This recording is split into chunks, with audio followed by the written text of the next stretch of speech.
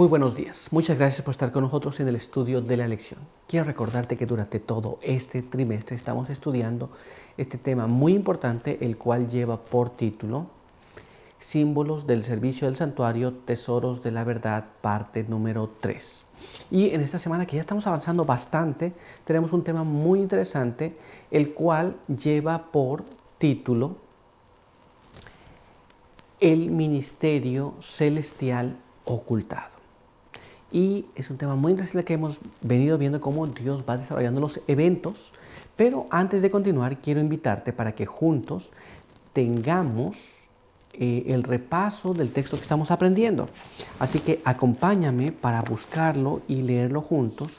Este se encuentra allá en el libro de 1 Timoteo, capítulo 2, verso número 5. Y nos dice así: porque hay un solo Dios y un solo mediador entre Dios y los hombres, Jesucristo, hombre. Con este pensamiento en nuestra mente, quiero invitarte para que juntos tengamos una oración. Acompáñame. Padre eterno que está en los cielos, santo y bendito sea su nombre. En esta mañana queremos agradecer por el descanso que nos ha dado, por la luz del nuevo día, y ahora queremos pedir que nos acompañe en el estudio de su palabra. Queremos agradecer por permitirnos encontrar a través de este medio para juntos compartir lo que venimos aprendiendo. Quede con nosotros ahora, bendíganos aquí, en el nombre de Jesús. Amén. Muy bien, pues vamos a continuar con nuestro estudio para el día de hoy. Y el día de hoy tenemos un apartado que lleva por título Un impostor como sacerdote. Y nuestra primera pregunta nos dice así: ¿quién es el príncipe del ejército y cómo se engrandeció el cuerno pequeño contra él? Entonces, ¿quién es el príncipe del ejército? Y ya vemos que este cuerno pequeño es un cuerno pequeño malvado.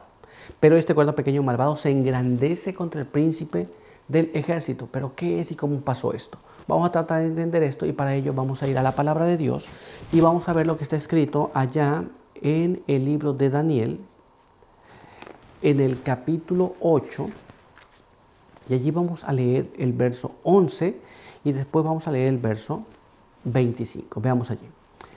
Aún contra el príncipe del ejército se engrandeció y quitó el continuo, y el lugar de su santuario fue echado por tierra.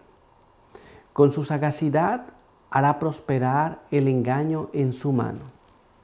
Se considerará superior y por sorpresa destruirá a muchos. Se levantará contra el príncipe de los príncipes, pero sin mano humana será quitado. Aquí vemos la palabra de Dios que nos dice que quitó el continuo, además de esto se engrandeció, y además de esto nos dice la palabra de Dios que iba a prosperar. Muy bien. Y se iba a engrandecer contra el príncipe de los príncipes. Pero ¿qué más nos dice la palabra de Dios? Vamos a ver ahora lo que está escrito en este siguiente párrafo. Acompáñame. Este se encuentra allá en el libro de Apocalipsis, capítulo 19, en el verso número 16. Y ahí leemos allí: en su vestido y en sus muslos tiene escrito este nombre: Rey de Reyes y Señor de Señores. ¿Quién es el príncipe? El Rey de Reyes y Señor de Señores. Contra este príncipe se engrandeció y sin mano humana será quitado. ¿Pero qué más? Vamos a ver ahora lo que está escrito en este siguiente párrafo. Leamos lo que está escrito aquí en el libro de Apocalipsis, capítulo 17, en el verso 14. Mira cómo dice: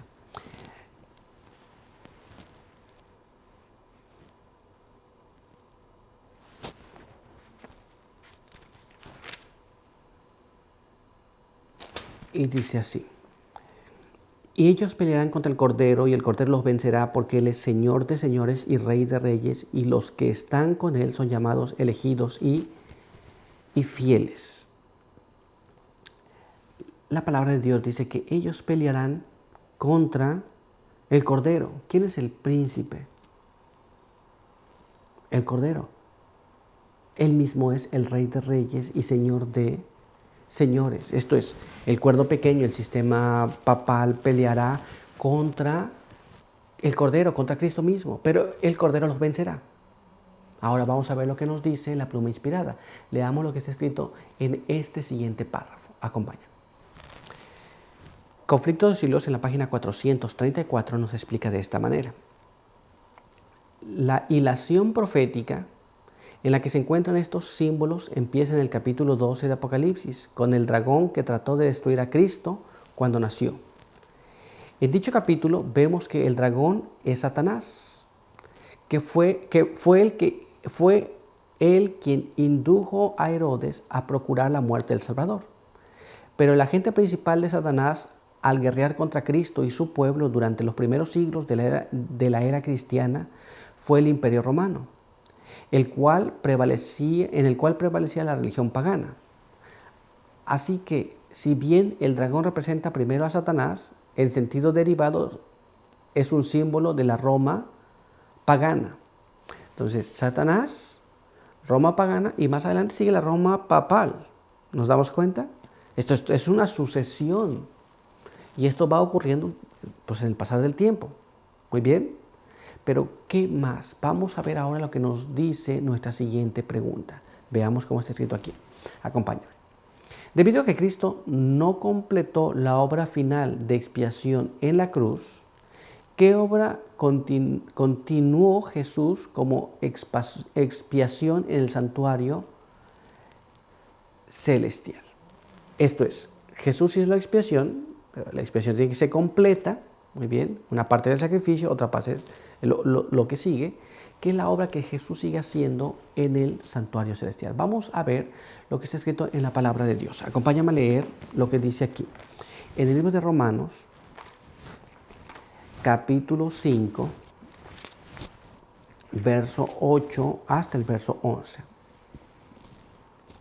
Y nos dice así: pero Dios demuestra su amor hacia nosotros en que, siendo aún pecadores, Cristo murió por nosotros.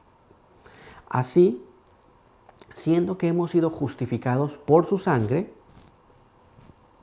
la obra de la expiación, con más razón ahora seremos salvos de la ira. Porque si cuando éramos enemigos fuimos reconciliados con Dios por la muerte de su Hijo, mucho más ahora, habiendo sido reconciliados, seremos salvos por su vida. Y no solo esto, sino que también nos alegramos en Dios por el Señor nuestro Jesucristo, por medio de quien hemos recibido ahora la reconciliación. Esto es, somos justificados por la muerte de Cristo. Pero por su vida, nosotros somos ahora, según lo que leemos aquí, reconciliados. Muy bien. Y seremos salvos por su vida. Pero ¿qué más nos dice la palabra de Dios? Vamos a ver ahora lo que está escrito en este siguiente párrafo, que se encuentra en el libro de Hebreos, capítulo 3, y allí vamos a leer el verso número 1. Dice así: por tanto, hermanos santos, participantes del llamado celestial, considerad al apóstol y sumo sacerdote de la fe que profesamos, a Jesús. Entonces, Jesús es el sumo sacerdote de la fe que nosotros profesamos. Muy bien. Y Él está reconciliándonos por su muerte y salvándonos por su vida. Pero vamos a ver ahora qué más nos dice. Así que vamos a leer lo que está escrito en este siguiente párrafo. Acompáñame. En el libro de Hebreos, capítulo 8, verso 1 y verso 2, nos explica de esta manera. Lo principal de lo que venimos diciendo es que tenemos un sumo sacerdote que se sentó a la diestra del trono de la majestad en el cielo y es ministro del santuario, de aquel verdadero santuario que es que el Señor levantó y no el hombre. Esto es, la Biblia dice que tenemos un sacerdote en el santuario celestial, que Él es ministro de ese santuario, que Él hace su labor en ese santuario que no fue levantado por los hombres. Muy bien, estamos entendiendo, pero ¿qué más? Vamos a ver ahora lo que nos dice la palabra de Dios en este siguiente párrafo. Allí en el libro de Hebreos, en el capítulo 9, pero vamos a leer los versos 8, 9, 21 y 26, nos dice de esta manera. Con esto, el Espíritu Santo da a entender que mientras que la primera tienda estaba en pie, el camino al santuario no estaba abierto. Esto es símbolo para el tiempo actual, según el cual se ofrecen presentes y sacrificios incapaces de hacer perfecto en su conciencia al adorador. Además, con la sangre roció también el santuario y todos los objetos de culto, porque según la ley casi todo se purifica con sangre, y sin efusión de sangre no hay perdón. Fue pues necesario que la copia de las realidades celestiales fuesen purificadas con esos sacrificios. Pero las realidades celestiales mismas requieren mejores sacrificios que estos, porque Cristo no entró en el santuario hecho por mano de hombre, que era solo copia del santuario verdadero, sino que entró en el mismo cielo, donde ahora se presenta por nosotros ante Dios. Tampoco entró para ofrecerse muchas veces a sí mismo, como entra el sumo sacerdote en el lugar santísimo cada año con sangre ajena. De otra manera, a Cristo le hubiera sido necesario padecer muchas veces desde la creación del mundo, pero ahora, al final de los siglos, se presentó una sola vez para siempre, para quitar el pecado por medio del sacrificio de sí mismo. Esto es, la palabra de Dios nos muestra que nosotros tenemos un sumo sacerdote, el cual entró al santuario y en la primera parte de la expiación se ponía la víctima y debía ser sacrificada. Después había otra parte del santuario donde tendría que entrar hasta el lugar santísimo y ofrecer la sangre en expiación. ¿Qué significa esto? Que Jesús tuvo que morir en la tierra y entrar al santuario celestial y allí ofrecer la expiación o la finalización de la expiación en favor del ser humano. ¿Estamos entendiendo cómo es esto? Bueno, pues si estamos claros, vamos a ver lo que nos dice ahora la pluma inspirada. Quiero que me acompañes a leer este siguiente párrafo. Este se encuentra allá en Comentario Bíblico Adventista, el tomo 7, en la página 925, y nos dice así: nuestro gran sumo sacerdote completó la ofrenda expiatoria de sí mismo cuando sufrió fuera de la puerta. Entonces se hizo una perfecta expiación por los pecados de la gente. Jesús es nuestro abogado, nuestro sumo sacerdote, nuestro intercesor. Muy bien, entonces hay una parte que la expiación se hace, pero ahora Jesús es nuestro sacerdote, nuestro abogado, nuestro intercesor en el cielo. Muy bien, ¿estamos claros? Pues vamos a continuar y vamos ahora a ver lo que nos dice nuestra siguiente pregunta. Veamos aquí, acompáñame. Después de la caída de la Roma imperial, ¿cómo transfirió el papado la administración intercesora del santuario celestial a sus propias instituciones en la tierra? Esto es, el imperio romano cayó. Muy bien, recuerda que tú tienes un intercesor delante del Padre. Ya tienes un sacrificio, pero tienes un intercesor. Pero después de la caída del imperio romano, ¿cómo transfiere el imperio papal esa intercesión que es solamente de Jesús hacia el Padre a las instituciones del sistema papal en la tierra? Vamos a ver lo que nos dice la palabra de Dios. Acompáñame a leer este siguiente párrafo que se encuentra allá en el libro de Segunda de Tesalonicenses, en el capítulo 2, y ahí vamos a leer los versos 3 y verso 4. Dice de esta manera: nadie os engañe en ninguna manera, porque ese día no vendrá sin que antes venga la apostasía y se manifieste el hombre de pecado, el hijo de perdición, que se opondrá y exaltará contra todo lo que se llama Dios o que se adora, hasta sentarse en el templo de Dios como Dios, haciéndose pasar por Dios. La Biblia nos dice que iba a venir alguien o un sistema que iba a hacerse pasar por Dios y se iba a poner a Dios y se iba a sentar en el lugar de Dios, como si fuera Dios. Muy bien, ¿cómo se cumplió esto? Vamos a ver lo que está escrito ahora en este siguiente párrafo. Leamos lo que está escrito aquí en el libro de 1 Timoteo, capítulo 2, verso 5. Porque hay un solo Dios y un solo mediador entre Dios y los hombres, Jesucristo, hombre.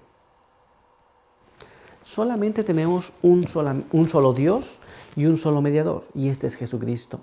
Ahora, ¿qué es lo que hizo la Roma papal para transferir esto de Jesús a sus sistemas que tienen en la actualidad? Bueno, recuerda que solamente tenemos alguien que puede mediar entre nosotros y Dios. Esto es Jesucristo. Pero el sistema papal inventó muchas formas de mediación a través de los santos, a través de las confesiones, a través de los sacerdotes, a través del Papa. Muy bien. Y así trata de echar por tierra la verdad. Pero vamos a dejar que la pluma inspirada nos hable y vamos a ver ahora lo que está escrito en este siguiente párrafo. Acompáñame. El comentario bíblico adventista, en el tomo 7, en la página 925, nos explica: el incienso que ahora es ofrecido por los hombres, esto es, las misas que ahora se dicen para la liberación de las almas del purgatorio, no tienen el menor valor delante de Dios. Todos los altares y sacrificios, las tradiciones e invenciones mediante las cuales los hombres esperan ganar la salvación, son falacias. No se deben ofrecer sacrificios fuera del lugar santo, pues el gran sumo sacerdote está realizando allí su obra. ¿Estamos entendiendo? Entonces, todo lo que hoy día se haga para poder obtener el favor divino no funciona. Nuestra única forma de obtenerlo es a través de Jesús. Cualquier otra forma está fuera de lugar. Pero vamos a continuar leyendo y vamos a ver ahora lo que nos dice este siguiente párrafo. Acompáñame. Cristo no necesita en su intercesión como nuestro abogado de la virtud de ningún hombre, ni de la intercesión de ningún hombre. Cristo es el único que lleva los pecados, la única ofrenda por el pecado. Las oraciones y la confesión deben ofrecerse únicamente a aquel que entró una vez para siempre en el lugar santo. Esto es, Jesús no necesita que tú hagas una ofrenda para que ganes el favor divino. Ni necesitas confesar tu pecado a otro, sino a Jesús. Muy bien. Sin embargo, el sistema papal establece y dice que tú tienes que hacer ciertos sacrificios, ciertas cosas para poder ganar esa mediación, para poder alcanzar ese perdón, cuando esto no es así. Muy bien, es solamente a través de Jesús. No hay nada que nosotros podamos hacer para poder ganar esto. Pero vamos a continuar y vamos a ver ahora lo que nos dice este siguiente párrafo. Acompáñame. Comentario Bíblico Adventista, tomo 7, página 925, nos explica: la pretendida intercesión de los santos es la mayor falsedad que se pueda inventar. Sacerdotes y gobernantes no tienen derecho a interponerse entre Cristo y las almas por las cuales Él murió, como si estuvieran investidos con los atributos del Salvador y pudieran perdonar transgresiones y pecados. Ellos mismos son pecadores. Esto es, nosotros no hemos de pedir el favor divino a través de otro más, sino a través de Jesús. Nosotros no hemos de pedirle a los santos ni a ninguna institución que Dios nos pueda perdonar. Pues si pedimos a través de alguien que está en la misma condición mía, no vamos a obtener nada. Es a través de Jesús y solamente a través de Jesús que nosotros obtenemos el perdón de nuestro Padre. Muy bien, ahora estamos entendiendo cómo es. No hay ninguna cosa que tú puedas hacer, No hay ningún favor que tú puedas realizar, no hay ningún sacrificio ni ninguna ofrenda que pueda ser aceptada por Dios, sino el sacrificio de Cristo en favor del pecador para la salvación de los hombres. Y cada petición que nosotros hagamos tenemos que hacerla a través de Jesús, no a través de ningún santo. Esas cosas son invenciones y no están en la Biblia. Muy bien, pero por hoy nuestro estudio ha concluido, así que quiero invitarte para que juntos tengamos una oración. Acompáñame.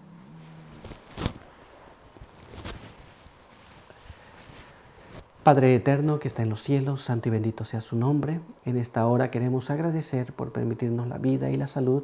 Queremos agradecer por sus bendiciones. Hemos leído su palabra. Queremos pedir que nos ayude a comprenderla, a difundirla y a vivir por la fe en ella.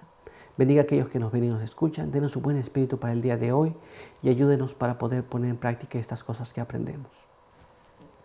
Quede con nosotros ahora en el nombre de Jesús. Amén. Muy bien, pues muchas gracias por estar con nosotros. Recuerda que aquí te esperamos el día de mañana. Por hoy, que Dios te bendiga.